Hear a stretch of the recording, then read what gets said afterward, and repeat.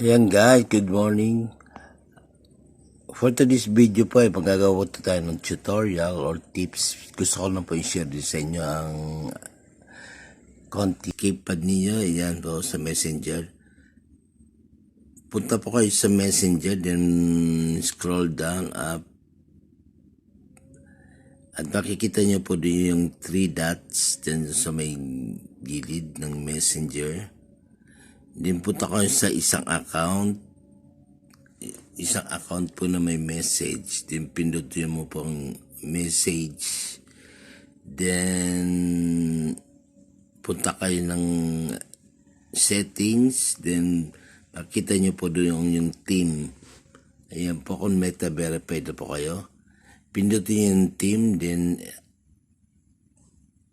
after that punta nyo kang